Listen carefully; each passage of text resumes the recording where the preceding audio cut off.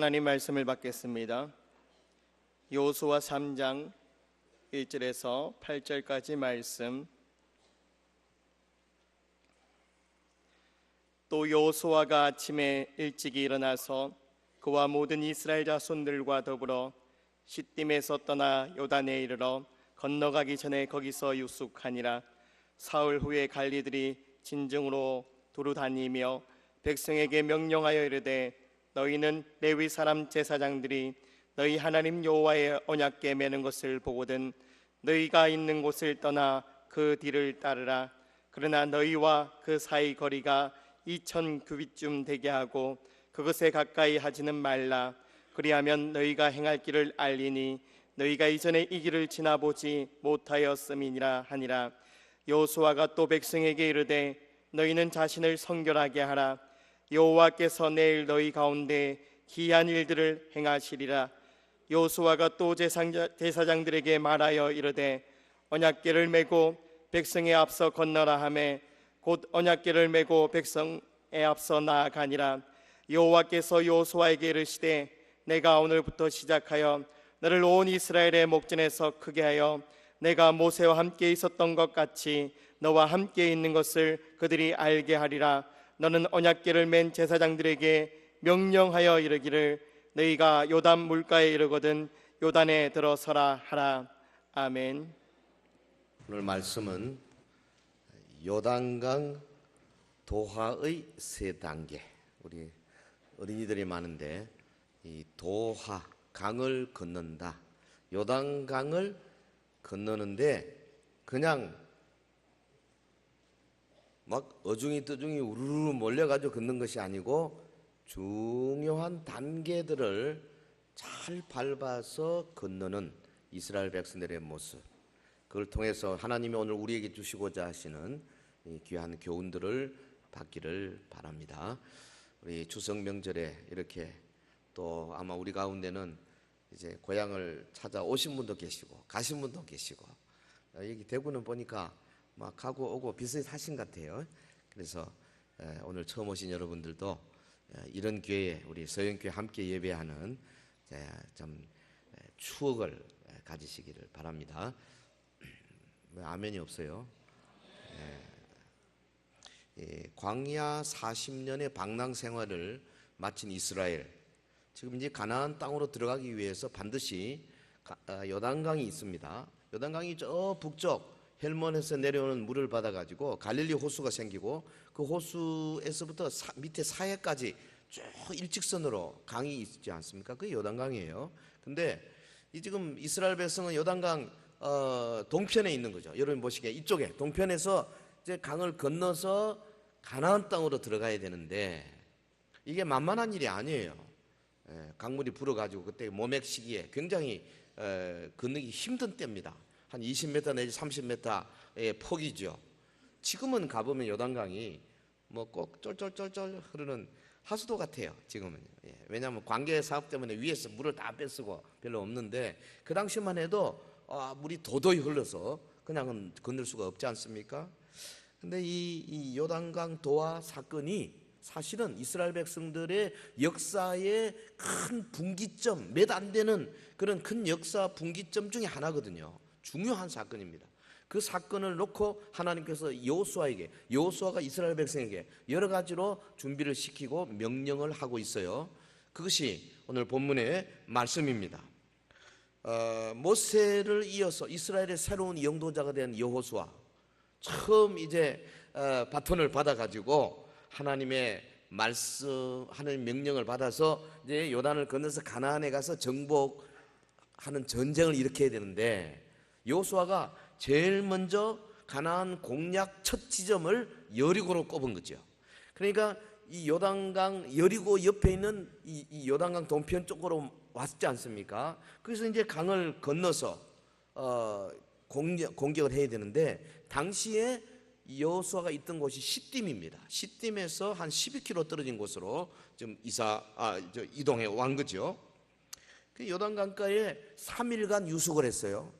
그러면서 명령을 합니다. 행진이 시작되면 백성들은 오직 여호와의 언약궤만 따르라, 그렇게 명령하고 그 다음에 그 3일 동안에 너희는 스스로 성결케 해서 스스로 자기의 몸을 정결케 단장해서 요단을 건널 준비를 해라. 그렇게 명령을 주십니다. 그리고 이제 제사장들이 언약궤를 메고 명령에 따라서 요단강을 들어서는 이 장면이 본문에 기록이 되어 있습니다. 7절 8절에 보면 요단강을 건너는 도하 사건의 의의가 있어요. 그게 뭐냐면 한 두 가지로 요약할 수 있는데, 하나는 이 사건 때문에 여호수아의 지도력이 굉장히 좋아진 거죠. 사실 여호수아는 40년 동안 모세를 졸졸 따라다니는 모세의 몸종이었어요. 그런데 갑자기 이 사환 정도밖에 안 된 여호수아가 이스라엘의 대지도자로 등장하는 게 쉬운 일이 아닙니다.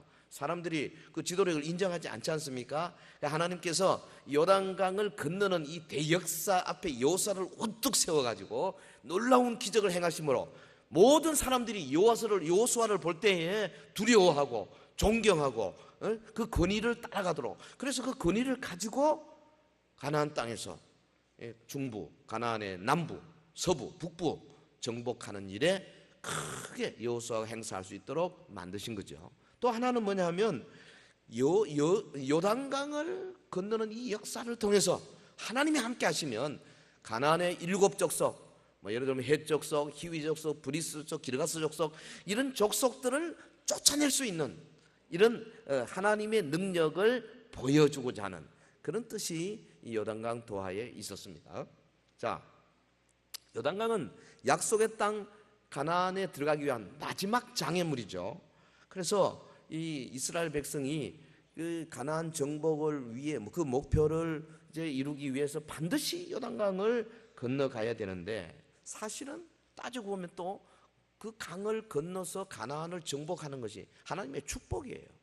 그러니까 장애물임과 동시에 축복의 강입니다. 오늘 여러분 앞에도 장애물이 있을 거예요. 어려움이 있을 것입니다. 가정 문제, 자녀 문제, 혹은 사회 문제, 취직, 혹은 사업하다가 어려움을 당하고, 혹은 육신의 질병, 뭐든지 좋습니다. 교회는 교회적으로 어려운 문제가 있습니다. 새로운 목회자를 모시는 것, 요단강 도하 사건에 비견할 만합니다.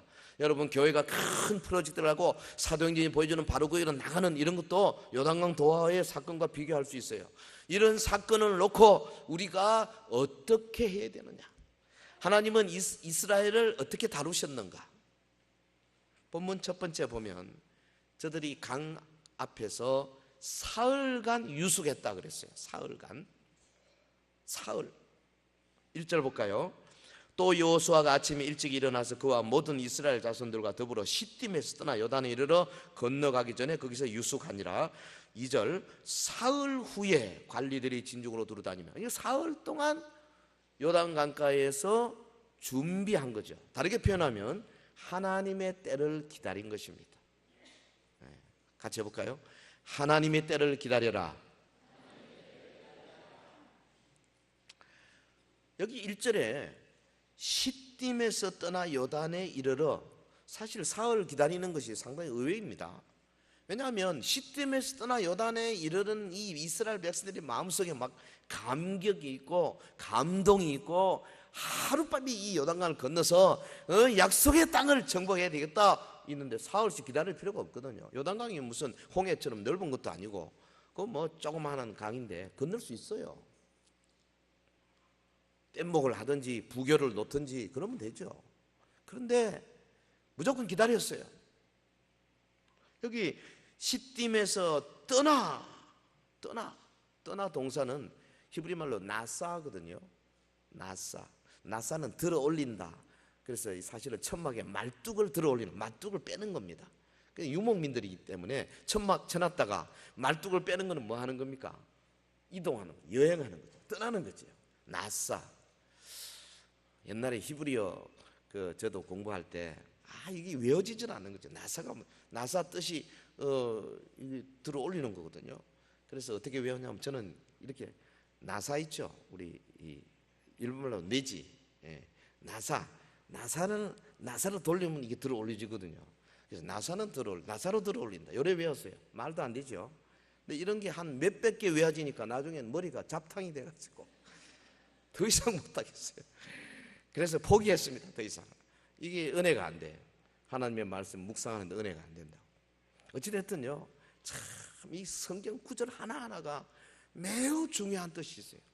여러분, 시딤에서 떠나 요단에 이르러, 이 말이 갖고 있는, 이 함의하고 있는 그 깊은 뜻이 굉장합니다. 뭐냐, 이 지금 시딤에서 요단으로 옮기는 그 자체는 뭐냐면, 시딤이라는 장소가 의미하고 있는 그 죄악의 땅, 음란의 땅, 유혹의 땅, 거기서 떠나서 요단으로 가는 거거든요. 시딤이라는 곳이 뭐냐 하면, 과거에 이스라엘 백성과 그 모압 여인들과 음행한 장소예요, 여기가. 그러니까 하나님께서 막 그들을 많이 죽이셨습니다. 그러니까 시딤은 하나님께 불순종한 거역의 땅입니다. 시딤은 이방 여인과의 관계를 가진 음란의 땅입니다. 시딤은 더러운 우상 바알보를 섬긴 오염의 땅입니다. 시딤에서 떠나 요단으로 간다. 성경 기자가 이렇게 쓸 때 우리의 마음속에 저와 여러분에게 도전 주지 않습니까? 여러분, 더 큰 일을 하기 위해서, 교회적으로 큰 일, 나라적으로 큰 일, 한국교회적으로 큰 일을 하기 위해서 시딤에서 떠나 요단으로 가는 이 모습, 우리의 이 음란의 땅, 오염의 땅, 죄악의 땅, 불순종의 땅을 떠나는 그런 모습, 이런 거 우리에게 필요한 거예요. 그리고 나서 거기서 이제 준비하는 거죠. 마음을 정리하고 숨고르기를 하고, 이게 필요한 겁니다. 시딤에서 떠나 요단강으로 나가는 이스라엘 행렬은, 그러니까 단지 장소의 이동만이 아니죠. 죄악으로부터의 영원한 분리, 불순종으로부터의 회개, 음란으로부터의 성결과 정결, 이런 어떤 신학적인 주제가 거기 숨어 있어요. theological theme이 거기 있다 그 말이에요. 근데 요단강에 도착한 여호수아가 이 감격을 가지고 그대로 밀어붙이지 않냐고. 일단 어떻게? 하나님의 때를 기다리는 겁니다. 우리 때 기다릴 줄 알아야 돼요. 이 준비 과정, 한국 사람이 참 이걸 잘 못하는 것 같지 않습니까? 여러분, 우리나라 사람들이 우리나라에서 잘 모르는데 외국에 나가면 별명이, 한국 사람은 무조건 별명이 빨리빨리입니다. 미국 사람들이 보고 빨리빨리 그래. 빨리빨리. 처음에는 쟤가 무슨 소리 하냐, 영어냐, 빨리빨리 그러더라고요. 그게 우리 보고 하는 이야기예요. 코리안 빨리빨리. 그래서 스마트폰도 빨리 내고 뭐 우리 하여튼 이동통신 시작하고 나서 어마어마하게 빠른 스피드로 막 갑자기 막 무슨 뭐 내비게이션, DMB 막 갑자기 뭐 그냥, 예? 옛날에 그 소니나 뭐 이런 거 가지고도 좋았는데 그 TV도 뒤에 일조간 거 있었잖아요. 근데 갑자기 팍 벽이 되더니 막 요즘은 아주 종이 한 장 같아. 예. 그러니까 미국 사람들이 그걸 본받아. 요번에 아이패드도 보니까 아이패드 에어라고 이렇게 얇은 건 내더라고요. 근데 그 아직 멀어서 우리한테 못 따라와요. 우리는 얼마나 빠른지 몰라. 빠른 거 좋긴 한데요, 숨 고르기 좀 하셔야 돼요. 하나님의 때를 기다릴 줄 알아야 된다 그 말이죠. 할렐루야. 너무 빠르면 안 돼요. 자기 생각으로 막 달려가면 안 된다니까요. 아브라함 보세요. 좀 기다리지. 예? 그거 좀 못 기다려가지고 애를 주신다는데 왜 안 주시냐? 75세부터 시작해서 한 80 몇 세 돼가지고 애를 안 주니까는 에이구만 몸종 하가를 가져가 뭐 자기 첩으로 들여가지고 그래가지고 애 낳았잖아요. 하나님께서 진노하셨어요. 13년 동안 하나님이 나타나지 않았습니다. 그러니까 99세 될 때까지 하나님께서 침묵하더랬어요. 그래 아브라함이 얼마나 답답했겠습니까?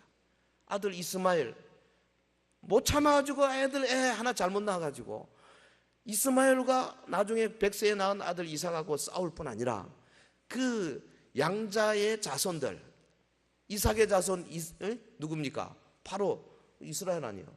그리고 이스마엘의 자손이 누굽니까? 아랍 아닙니까? 수천 년 지난 지금까지도 계속 싸우고 있는 거예요.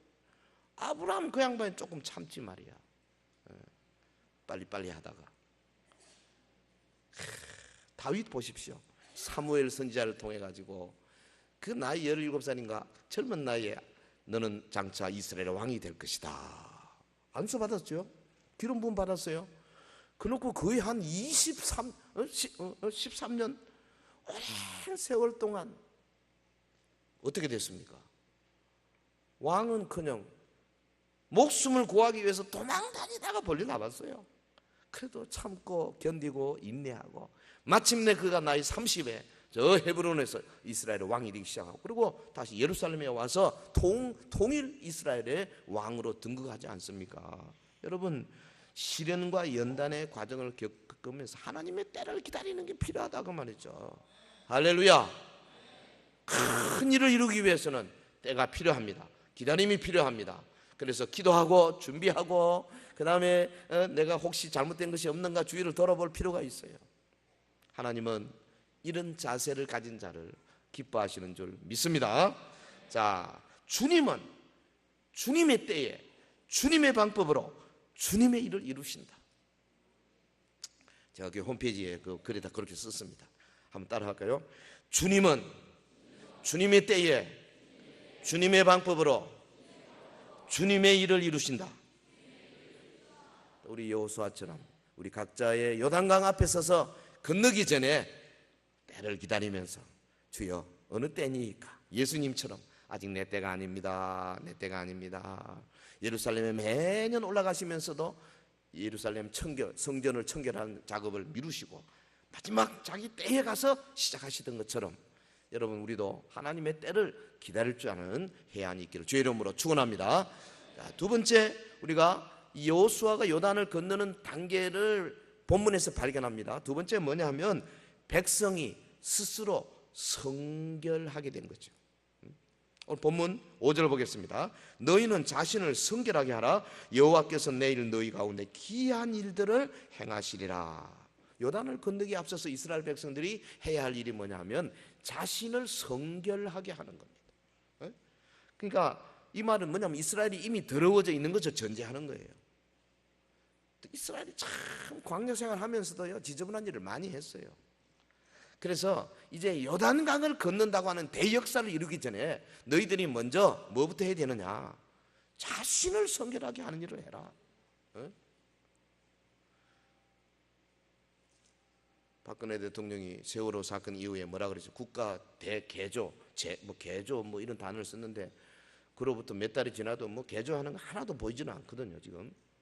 근데 그 국가를 개조하려면 어떻게 해야 됩니까? 먼저 그 일에 뛰어든 사람부터 자신을 성결하게 하는 게 중요하다고요. 할렐루야. 누가 누구를 해서 손가락질 하겠습니까? 쥐부터 깨끗하게 해야지. 그 이스라엘 백성이 요단을 건너서 가나안 땅을 정복하기 전에 먼저 자신을 성결하게 하는 거, 이거 굉장히 중요한 목적이에요. 왜? 하나님이 이스라엘 백성을 부르신 이유가 뭡니까? 가나안을 정복하게 한 이유가 뭡니까? 이스라엘을 거룩한 백성으로 만들기 위한 거거든요. 만약에 거룩하지 않다면 가나안의 무슨 헷 족속이나 히위 족속이나 혹은 브리스 족속이나 기르가스 족속이나 블레셋이나 가나안 족속들과 다를 바가 뭐 있습니까? 똑같지. 오늘 교회부터 거룩해져야죠. 여러분 우리 서현 교회적으로 큰 일을 하기 전에 먼저 저는 우리가 거룩해진다 나는 생각합니다. 할렐루야. 예. 담임 목사님을 모시려면 물론 매일 기도하는 거 중요합니다. 해야죠. 그러나 그보다 먼저 해야 할 일은 우리 특별히 직분자들, 앞서 있는 분들, 교회 리더들이 자신을 거룩하게 하는 일에 먼저 하십시오. 그래서 이건 내가 아무리 노력해도 되는 게 아니에요. 하나님이 길을 열어주셔야 되는 겁니다. 하나님이 요단강물을 끊어주셔야 건너갈 수 있다니까요. 그러기 위해서는 우리가 뭐 해야 되느냐? 나를 거룩하게 해야 돼요. 부교 만들고 뗏목 만드는데 너무 바쁘지 마시라고. 나를 거룩하게 하는 게 중요한 거예요. 자신을 성결하게 하라. 주님은 자기 백성에게 그렇게 말씀하지 않습니까? 내가 거룩하니 너희도 거룩할지어다. 레위기 11장 45절의 말씀. 내가 거룩하니 너희도 거룩할지어다. 근데 이것은 인간 스스로 노력에 의해서 도달할 수 있는 그런 경지가 아닙니다.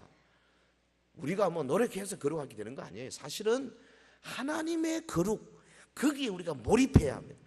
예수 그리스도의 영, 곧 성령께서 오셔서 그리스도의 보혈을 우리에게 적용해 주셔야 돼요. 할렐루야. 그냥 피를 막 쏟아부어 주셔야 돼요. 그래가지고 그 피로 깨끗한 바다. 그 우리 신약의 성도들은 구약 성도들보다 월등 유리합니다. 우리는 그리스도의 십자가 보혈을 얼마든지 맛볼 수 있잖아요.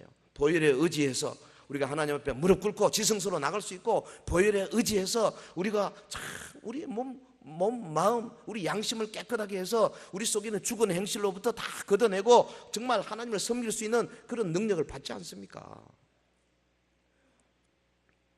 그러니까 이 본문에서 이스라엘 백성을 향한 거룩하라는 명령은 무슨 말이냐 하면 거룩하지 않은 세속적인 것에서부터 분리되라 그 말이죠. 세상의 가치관에서부터 바꿔라. 가치관을 바꿔라. 아마 오늘 우리에게 가장 필요한 것이 이거 같아요. 우리의 머릿속에 가치관을 바꿔야 됩니다. 여러분 핵심 가치, 모든 우리 사람들은 다 자신의 가치가 있잖아요. 핵심 가치가 있어요. 그런데 연세 좀 드신 분의 가치가 다르고 젊은이의 가치가 달라요. 연세 좀 드신 분들의 가진 가치관 가운데 하나는 뭐냐 하면 장유유서입니다. 그래서 젊은 애가 한마디 하면 어디 말이 옳고 그르고 다 떠나서 어디 건방지게 이렇게 됩니다. 이 가치관이 딱 그렇게 돼 있거든요. 근데 젊은 애들은 물어보면 내가 왜 건방지냐고, 내 말이 잘못됐으면 문제가 되지만 내가 옳은 말 하면 그건 당연한 거 아니냐 이렇게 나와. 이 가치관이 달라서. 그래서 여러분 지금 이 30대 40대와 50대 60대 70대 투표하는 거 보면 완전히 성향이 다르잖아요. 이 가치관 때문에 그런 거예요. 그런데 이런 것은 세상적인 가치관이니까 별거 아니지만은 그러나 하나님의 말씀에 대한 가치관은 이거는 죽느냐 사느냐의 문제가 되는 겁니다. 여러분 오늘 우리 속에 세속적인 가치관, 세상적인 가치관을 몰아내고 오직 하나님의 말씀이 주는 가치관으로 무장하게 될 때 그게 거룩해지는 첫걸음이 되는 거죠. 아멘. 성도 여러분, 하나님의 백성이 영적 전투에 나가기 위해서는 먼저 자신을 거룩하게 하는 것이 정말 중요한 거예요. 그래야 큰 일을 이룰 수 있는 겁니다. 그러니까 이스라엘 백성들이 성결에 대한 율법 규례를 따라 행한 것은 그 당시로서는 뭐 성결이 되게 크게 두 가지거든요. 하나는 음식 먹는 거, 부정한 음식 먹으면 안 되죠. 그 다음에 두 번째는 여자를 가까이 안 하는 겁니다. 그 당시엔 그건 그랬어요. 그러나 오늘 신약적으로 말하면 우리 속에 있는 육신의 정욕, 안목의 정은 이생의 자랑 혹은 세속적인 가치관 이런 것을 다 잘라내고 정말 거룩한 성령 예수 그리스도의 영이 우리 속에 오셔가지고 성령이 나를 인도하는 대로 아멘 아멘 따라가는 거. 시간 성령 인도대로 쓰고요, 물질 성령께서 인도하신 대로 쓰고요, 성령이 인도하신 대로 기도하고 성령께서 인도하시는 대로 주변의 사람들과 사랑의 관계를 가지고 그렇게 하는 겁니다. 큰 일을 이루기 위해서는 나부터 먼저 마음의 자세를 가다듬어야 되죠. 우리 한국이요 통일을 하기 위해서 정말로 통일을 앞두고 한국 교회가 먼저 자기를 거룩하게 하지 않으면 나는 안 된다고 봅니다. 우리 한국 교회가 지금 거룩하지 않아서 통일이 안 되는 거예요. 여러분 개인적으로도 거대한 어떤 큰 일, 내 인간의 내 삶의 역사를 바꾸는 어떤 큰 일을 만날 때, 요단강을 만날 때 여러분 먼저 나를 거룩하게 하는 일에 앞장서십시오. 그래서 금식하고 기도하고 내가 정말 가지고 있는 여러 가지 가치관 중에 세속적인 게 뭔가 한번 잘라내 보십시오. 그때 놀라운 기적, 요단강이 갈라지는 기적이 일어날 줄로 믿습니다. 여기 보면은 출애굽기 19장 10절에 보면요, 너는 백성에게로 가서 오늘과 내일 그들을 성결하게 하며 그들에게 옷을 빨게 하고 준비하게 하여 셋째 날을 기다리게 하라. 우리 하나님은 큰 일을 앞두고는 꼭 성결을 강조해요. 이 경우는 뭐냐면 율법 받는 거거든요. 그러니까 어떤 말하자면은 거룩한 전쟁을 준비하는 문명에서도 거룩하게 되지만은 동시에 율법을 받기 위해서, 이 율법은 복 받는 겁니다. 하나님의 백성이 큰 복을 받기 위해서도 자신을 거룩하게 해야죠. 여러분 복 받기 싫어서 어디 있겠어요? 여러분의 가정에 하나님께서 하늘을 창을 여시고 복을 주시기 바랄 때 어떤 예를 들면 뭐 여러분 자녀가 뭐 중요한 사업을 시작한다든지 혹은 뭐 어떤 시험을 친다든지 작은 요단강들입니다. 그를 가르기 위해서 하나님께서 갈라주시기 위해서 먼저 가정을 깨끗하게 하십시오. 그리고 준비하십시오. 하나님 앞에 자신을 헌신하십시오. 그럴 때 역사가 일어나게 된다 그 말이에요. 주님은 이스라엘 백성에게 요구하셨던 성결을 지금도 우리에게 요구하고 계세요. 신약의 성도들은 내주하시는 그리스도의 영을 따라서 거룩하게 살도록 요구를 받고 있습니다. 물론 평소에도 거룩하게 살아야 되지만은 그러나 요단강 앞에서 특별히 숨을 고르고 그다음에 자기 자신의 성결을 준비할 때에 하나님의 성령께서 말씀과 더불어 역사하실 줄로 믿습니다. 주님 주시는 복을 받기 위해서, 그리고 사탄과의 전쟁에서 이기기 위해서 자신을 성결하게 하는 것, 이러기 위해서요 우리가 먼저 거룩하신 하나님과 연합해야 된다는 거예요. 기억하십시오. 하나님의 능력, 선하심, 계획 다 있지만요, 우리가 부정하고 우리가 불경건하고 우리가 정결케 하지 않을 때 하나님의 계획이 멈춘다는 거 여러분 기억하십시오. 예수님이 나사렛 동네에 가셔가지고 그 기적도 행하시고 병도 고치시고 큰일을 하시려고 하셨어요 처음에. 근데 나사렛 사람들이 아이고 저거 요셉 아들이 아니냐, 우리 아는 사람이 아니냐, 저 동생 야고보 유다 시몬 우리가 다 알고 있지 않냐, 지가 뭔데 뭐 선지자니. 그래가지고 예수님의 말씀을 믿지 않았어요. 배척했습니다. 그랬더니 뭐라 그랬어요? 마태복음 13장 58절, 저희의 믿지 아니함을 인하여 거기서 많은 능력을 행치 아니하였다고 그랬어요. 준비돼야 됩니다. 그래서 사도 바울도 믿음의 아들 디모데에게 그렇게 말했잖아요. 네? 큰 집에는 금그릇 은그릇뿐 아니라 나무그릇 질그릇도 있고 귀하게 쓰는 것도 있고 천하게 쓰는 것도 있는데, 그러니까 누구든지 이런 것에서 자기를 깨끗하게 하면 귀히 쓰는 것이 된다. 우리가 평소에 거룩하게 자기를 정결하게 준비하고 있을 때 하나님이 귀하게 쓰실 줄로 믿습니다. 야고보 선생이 그렇게 말했습니다. 하나님을 가까이 하라, 그러면 너희를 가까이 하시리라. 죄인들아 손을 깨끗이 하라. 두 마음을 품은 자들아 마음을 성결하게 하라. 우리 주님은 거룩하신 분이세요. 여러분 입에서 나오는 말도요 아무 말을 하는 거 아닙니다. 야한 말 가능하면 하지 마십시오. 지저분한 농담도 가능하면 안 하는 게 좋습니다. 여러분 노래도 너무 세속적인 노래 가능하면 안 하면 좋아요. 성령께서요 우리 속에서 그 싫어하시는 것 같더라고요. 저는 지금은 잘 못 느끼는데 솔직히 처음 막 나이 29, 30에 성령의 부으심을 몇 번 받을 때는 트로트 못 부르겠더라고요. 조용필이 노래 그렇게 좋아했었는데 그것도 못 부르겠어요. 비틀즈 노래 좋아했습니다. 제가 못 부르겠어요. 오직 쉬운 노래, 내게 강 같은 평, 이거 뭐 사실 노래로 봐서는 수준이 좀 낮은 거죠. 그런데 그런 노래가 제일 좋은 거예요. 성령께서 기뻐하시는 거 그때 분명히 느꼈어요. 근데 조금 이제 세속화되고 뭐 이것저것 뭐 시달리고 뭐 솔직히 좀 약간 때가 묻고 오염되고 하면은 뭐 좀 막 그런 거 이렇게 들어도 별로 뭐 부담이 안 되잖아요. 성령 충만했을 때는요 버스에 탄 버스 기사가 트는 노래 못 듣겠어요. 그래서 버스 내렸어요. 걸어가겠다. 택시에 탔더니 택시 기사도 또 틀더라고. 택시도 내렸어요. 도저히 살 수가 없어. 막 미치겠더라. 그래가지고 막 그냥 귀에다가 찬송가 꼭 듣고 다니고. 왜? 하나님의 영이 속에서 거룩하지 않은 것을 싫어하시니까요.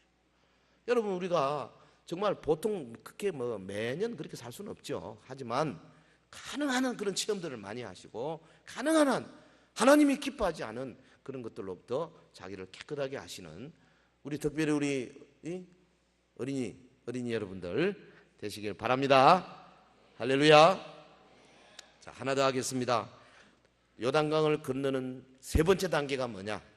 언약궤를 메고 강으로 들어서는 겁니다. 이제는 본격적으로 믿음으로 나아가는 거죠. 본문 6절을 보겠습니다. 6절 같이 할까요? 시작. 여호수아가 또 제사장들에게 말하여 이르되 언약궤를 메고 백성에 앞서 건너라 하며 곧 언약궤를 메고 백성에 앞서 나아가니라. 8절 한번 더 할까요? 8절 시작. 너는 언약궤를 맨 제사장들에게 명령하여 이르기를 너희가 요단 물가에 이르거든 요단에 들어서라 하라. 요단강 도하의 세 번째 단계입니다. 직접 언약궤를 메고 들어서는 거죠. 이거는 믿음의 행진입니다. 믿음 없이는 들어설 수 없는 겁니다. 왜냐하면 하나님의 명령을 받은 여호수아가 제사장들에게 언약궤를 메라 그러고 그 다음에 그 당시 물이 막 범람하고 있었거든요. 물이 끊어진 게 아닙니다. 언약궤를 메고 그냥 들어가라는 거죠. 이게 보통 일이 아닙니다. 지금 믿음 없이는 못 들어가요. 여러분 여기서 뭘 발견합니까? 이스라엘 백성이 광야 40년 동안 상당히 성장한 거예요. 저들이 처음 애굽을 나와가지고 초신자 때 홍해를 만났습니다. 홍해를 만나거나 홍해에 들어서라 그러지 않으셨습니다. 이스라엘 백성들이 벌벌 떨고 있을 때 하나님 뭐라 그랬습니까? 모세에게 명령하십니다. 그래서 모세가 괌을 칩니다. 백성들아 들으라. 잠잠히 서서 여호와 하나님이 오늘 너희들을 어떻게 구원하시는가 보라. 이스라엘 백성 한 거 아무것도 없어요. 저들이 아까 우리 교동문 일때 이스라엘 백성이 홍해 앞에서 거역했다 그러는데 그 말은 하나님하고 원망했다. 모세를 원망했어요. 우리를 죽이려고 하느냐 했을 때 하나님은 이스라엘 백성을 그대로 두시고 동풍을 불어서 홍해를 쫙 갈라주셨지 않습니까? 그런데 40년 이후에 요단강 왔을 때는 너는 가만히 있으라 내가 갈라주겠다 그러지 않으셨습니다. 어떻게 했습니까? 요단에 이르거든 요단에 들어서라. 할렐루야. 중요한 말씀이에요. 한번 같이 해볼까요? 요단에 이르거든 요단에 들어서라. 물은 여전히 흘러내려오고 있습니다. 여전히 이 범람한 강이 그냥 이글이글 이스라엘 백성들을 건너오지 못하도록 지금 막 그냥 모맥 시간에 우기거든요. 위에서부터 물이 내려오고 있는데 제사장들이 언약궤를 메고 요단에 왔을 때 그냥 들어선 겁니다. 이것은 믿음 없이는 할 수 없는 일이죠. 예? 제사장들이 누굽니까? 이스라엘의 지도자죠. 여기 보면 지도자들은 일반 백성들보다 월등 큰 믿음이 필요해요. 목사도 그렇고 교육자들 그렇고 우리 장로님들 우리 그 중직자들이요 월등 믿음이 커야 됩니다. 그래서 믿음이 큰 사람을 뽑아야 돼요. 그래서 저들은 일반 성도들이 감히 생각지도 못하는 믿음으로 밀고 나갈 수 있는 추진력이 있어야 되는 거죠. 언약궤를 맺습니다. 가야 됩니다. 믿습니까? 하나님의 뜻이 여기 있어요. 이스라엘 백성들에게 믿음의 행진을 보게 하신 겁니다. 한 900m 저 뒤따라 이제 이스라엘 백성이 따라옵니다.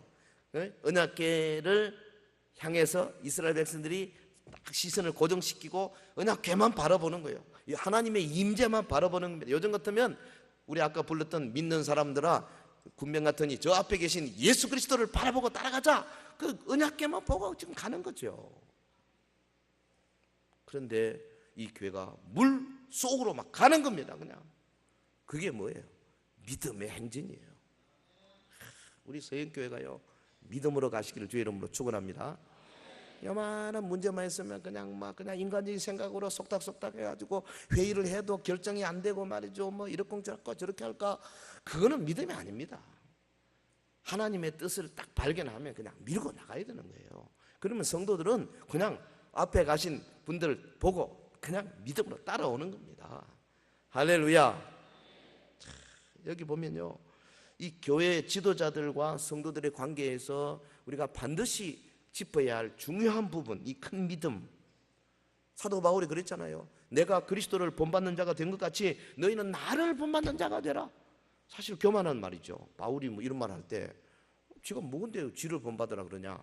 그런데 이 성경입니다. 무슨 말이냐.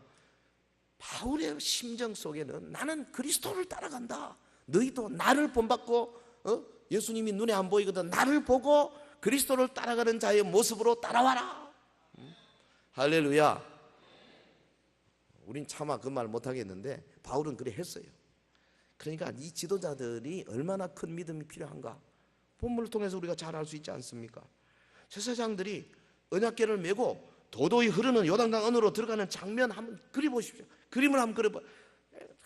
위에서 이 헬기를 띄워가지고 그것을 말이죠 동영상으로 찍었다고 생각해 보십시다. 예?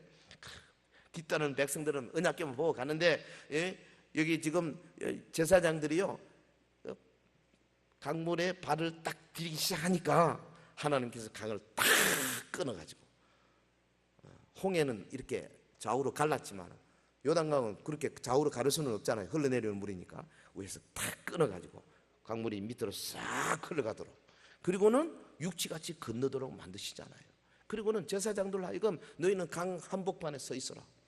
그리고 그 옆을 향해서 이스라엘 백성들이 확 지나가는 겁니다.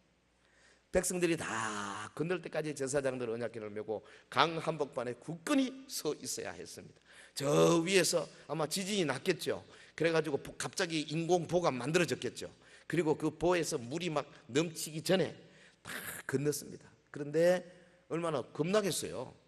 건널 때 막 옆을 쳐다보고 정신없이 막 건넜겠죠. 그런데 하나님의 역사를 보십시오. 이스라엘 백성들 제사장들이 언약궤를 메고 다 서 있는 그 자리 옆으로 막 지나갈 때 그들의 마음속에 어떤 마음이 있었겠어요?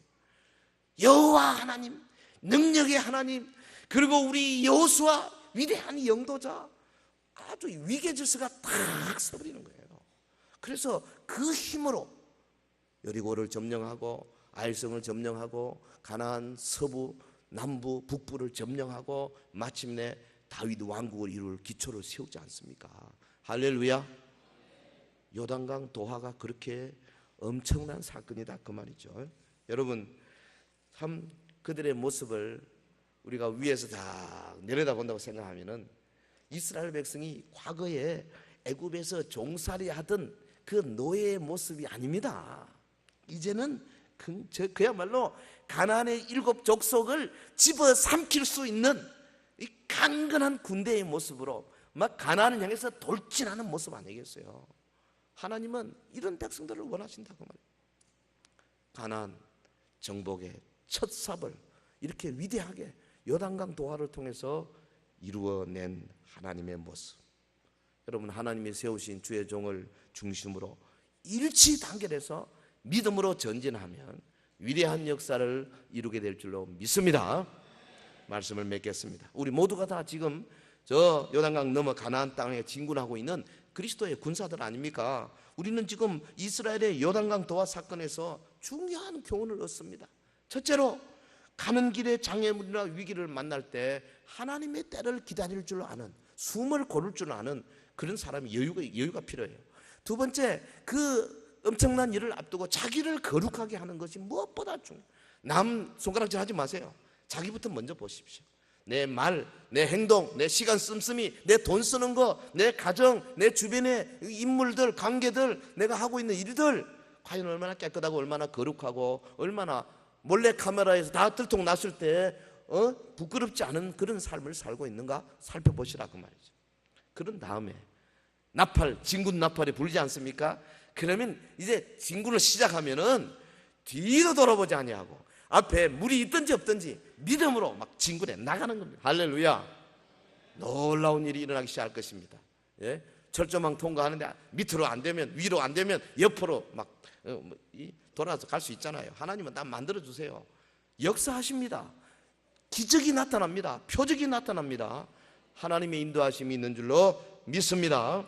이스라엘 백성이 여호수아를 중심으로 요단강 도하를 성공한 것처럼 우리 서현교회도 이제 곧 새로 오실 우리 목사님 모시고 다 함께 일치 단결해서 이 서현의 요단강을 성공적으로 도하는 그런 놀라운 역사를 이제 계속 이끌어내시기를 바라고, 지도자된 분들은 먼저 앞서가면서 성도들을 한 번 한 번 끌어당기고 또 뒤에서 밀어주고 연약한 자를 북돋아주고 우리 주변의 하이에나나 더러운 귀신들 혹은 사자나 맹수들이 울거리면서 이 뒤처지는 사람들을 잡아먹으려고 좀 우는 사자처럼 날뛰고 있지 않습니까? 그런 이 족속들 흑암의 세력에 뺏기지 않기 위해서 우리 구역, 이사의 구역이 털털 뭉쳐 단결해서 이제 한 사람 한 사람을 함께 스크럼 짜고 요단을 건너서 가나안으로 들어가게 되기를 주의 이름으로 축원합니다. 축원합니다. 네, 함께 기도하겠습니다.